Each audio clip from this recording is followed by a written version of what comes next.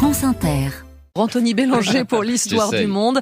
Les Argentins ont démantelé une maison d'édition un peu particulière. Oui, des policiers débarquent dans une maison des environs de Buenos Aires et y découvrent environ 200 livres impeccablement édités et tous ayant pour unique sujet le nazisme. Il s'agissait donc d'une maison d'édition dont les affaires semblaient florissantes.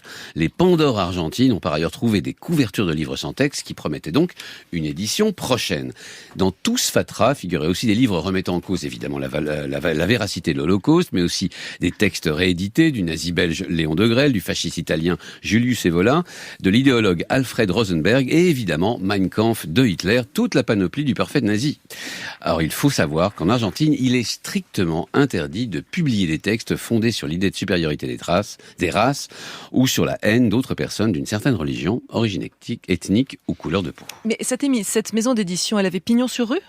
Non. Par contre, elle a des années durant vendu ses livres au travers de Mercado Libre, la plus grande plateforme de vente en ligne d'Amérique du Sud. Le compte a d'ailleurs été fermé non par la police, mais par l'éditeur lui-même dès qu'il a appris qu'une plainte contre son activité avait été déposée par la plus importante association juive d'Argentine.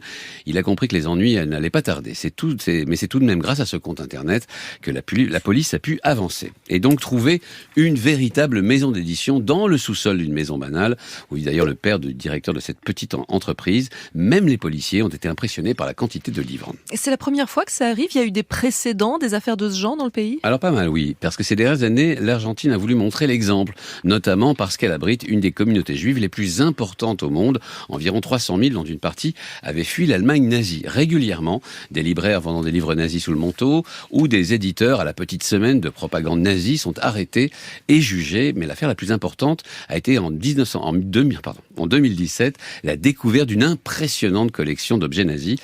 Il faut chercher la raison de la publicité faite à cette enquête, la dernière en cours, au contexte politique. L'Argentine s'apprête à élire en octobre son nouveau président et un populiste totalement excentrique qui s'appelle Javier Milei risque d'être élu. On a dû estimer du côté du ministère de la Justice que cette enquête et que le battage médiatique avait du sens à quelques semaines de l'élection. Vous nous avez dit que l'Argentine avait accueilli des juifs qui fuyaient l'Allemagne nazie. On sait aussi qu'elle a accueilli des dignitaires nazis à la fin de la guerre. Et non des moindres, Adolf Eichmann, Joseph Mengele ou encore Erich Priebke. On a longtemps pensé qu'il y avait donc une espèce de bienveillance argentine pour ces criminels. En fait, beaucoup d'entre eux ont simplement profité de liens familiaux anciens. L'Argentine a longtemps été une terre d'émigration pour les Allemands. Par contre, il est vrai que la fascination pour le nazisme et le fascisme était courante dans l'armée argentine. C'est cette combinaison-là, communauté allemande déjà installée, sympathie de l'armée et aussi du président de l'époque, Juan Perón, qui a rendu l'Argentine attractive aux anciens nazis, comme d'autres pays d'Amérique latine d'ailleurs, citons le Paraguay, le Chili ou le Pérou. Anthony Bélanger.